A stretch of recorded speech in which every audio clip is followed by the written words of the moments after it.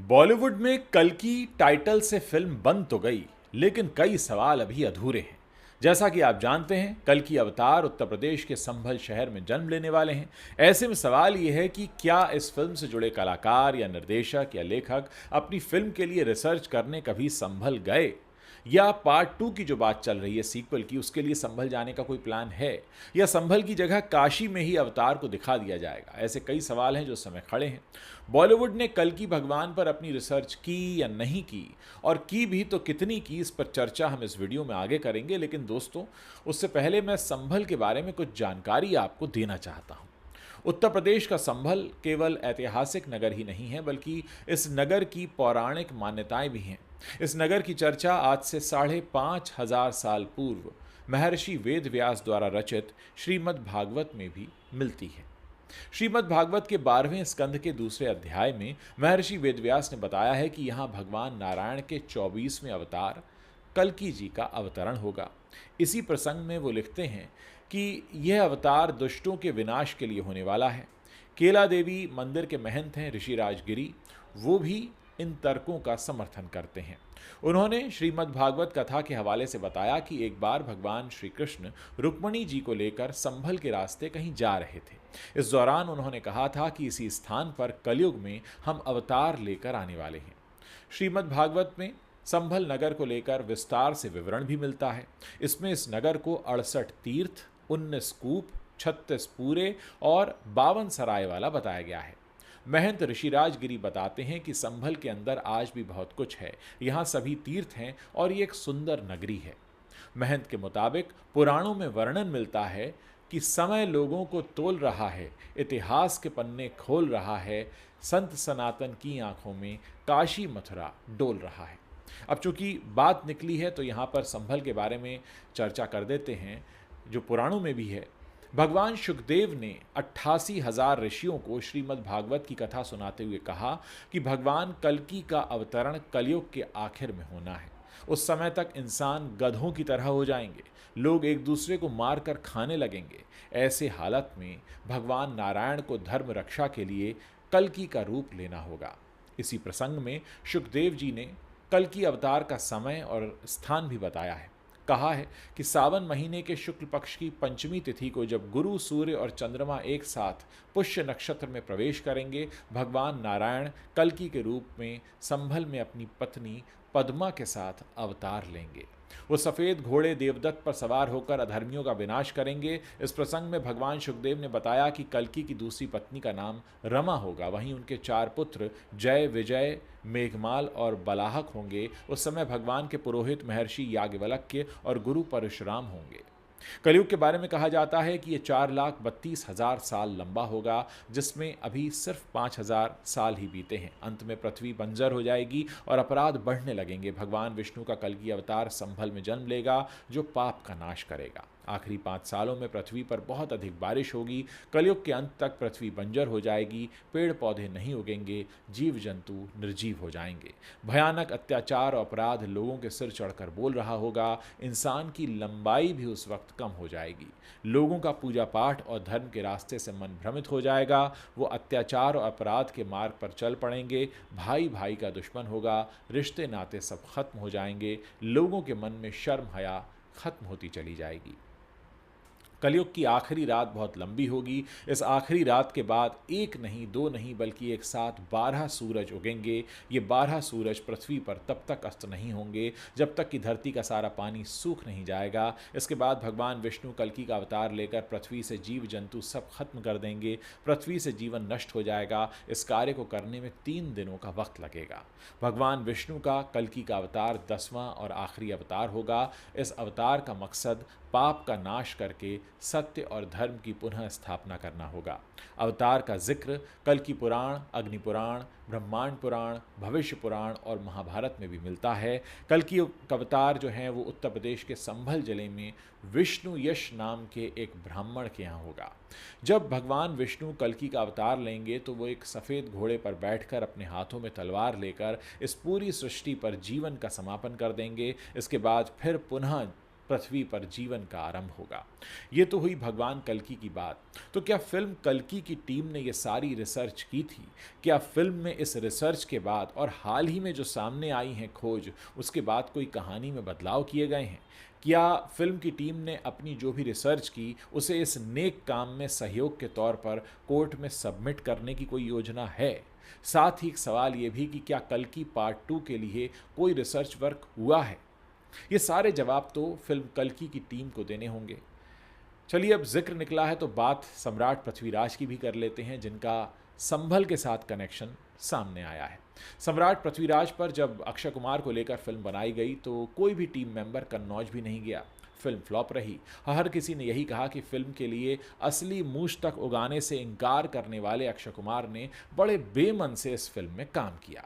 Film के लिए कोई रिसर्च भी नहीं की गई और जो की गई उसे काम में नहीं लिया गया। यहाँ तक कि फिल्म को बनाने वाले डॉक्टर चंद्र प्रकाश द्विवेदी खुद इस फिल्म से संतुष्ट नहीं थे और वो दबी जबान में इस बात को स्वीकार चुके हैं। लेकिन अब सवाल ये है कि कितना कुछ इस विषय पर है जो दिखाया जा सकता था लेकिन नहीं दिखाया गया।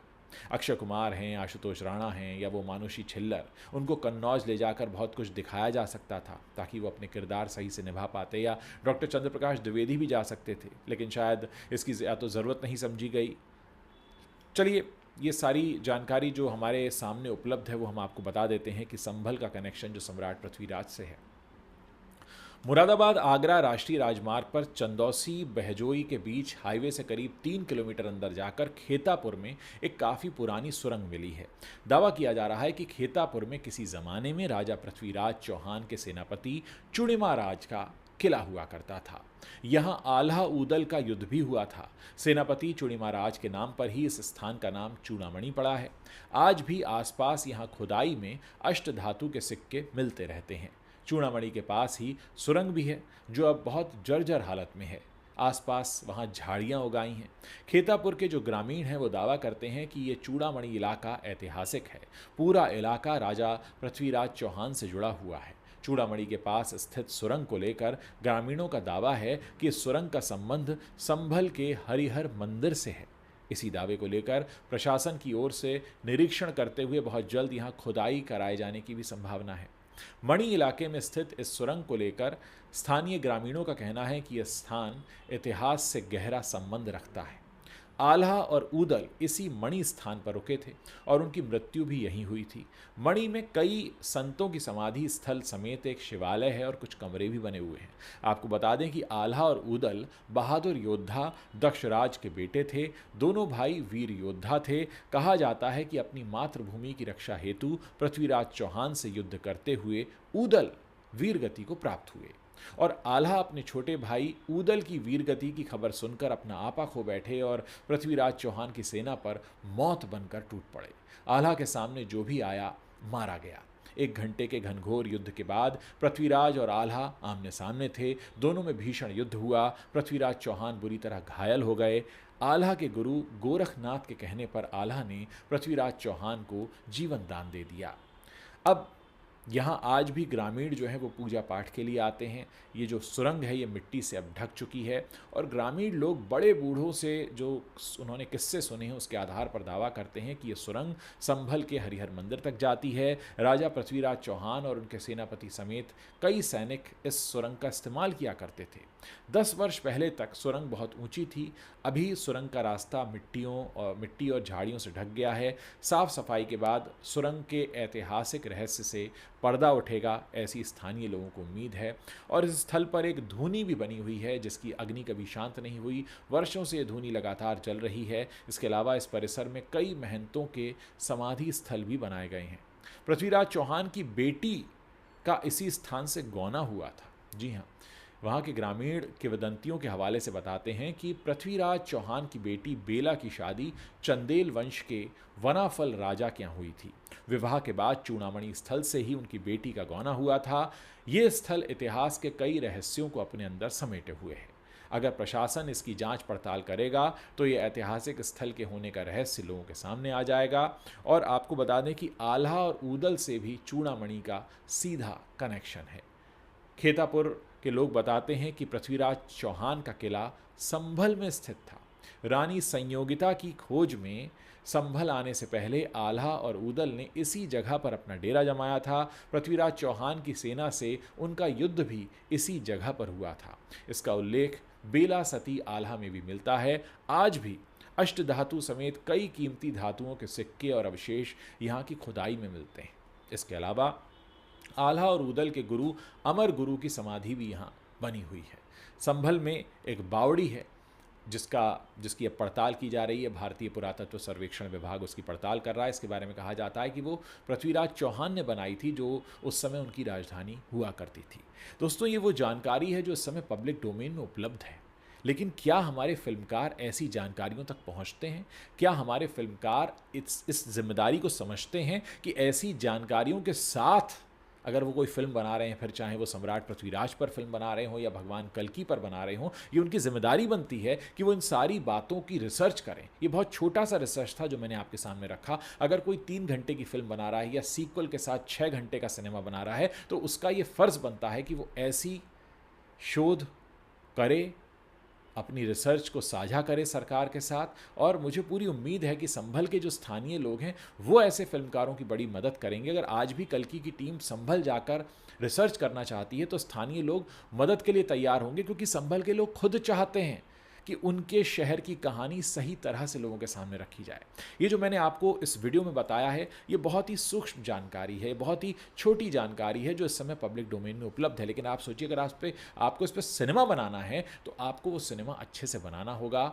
स्थानीय लोगों की मदद अगर लेनी पड़े तो लेनी चाहिए, लेकिन अगर हम सिनेमा बना रहे हैं कल्की पर तो पूरी जानकारी देनी होगी। हमने पृथ्वीराज पर आपको जानकारी दी, ये सारी जानकारी उस फिल्म का भी हिस्सा हो सकती थी और स्थानीय लोग इससे कनेक्ट फील करते। लोगों को लगता कि हाँ, ये हमारी बात सिनेमा में दिखाई गई है जो हम अपने गांव में अपने पुरखों से सुनते आ रहे हैं। दोस्तों, इस छोटी सी पेशकश को हमने थोड़ी रिसर्च के साथ आपके लिए तैयार किया है। अगर वीडियो पसंद आया हो तो इसे शेयर ज़रूर कीजिएगा और साथ ही कमेंट सेक्शन में आप हमें लिखकर बता सकते हैं कि क्या आगे भी आप इस तरह की पेशकश हमारे प्लेटफॉर्म पर देखना चाहेंगे। मुझे इंतज़ार रहेगा आपके कमेंट्स पढ़ने का। और हाँ, जाते जाते एक रिक्वेस्ट और करूँगा कि अगर आपने अभी तक हमारे चैनल को सब्सक्राइब नहीं किया है तो आप अभी इसे सब्सक्राइब कर सकते हैं, ताकि जब भी हम कोई नया वीडियो लेकर हाजिर हों उसकी सूचना आप तक तुरंत पहुँच सके।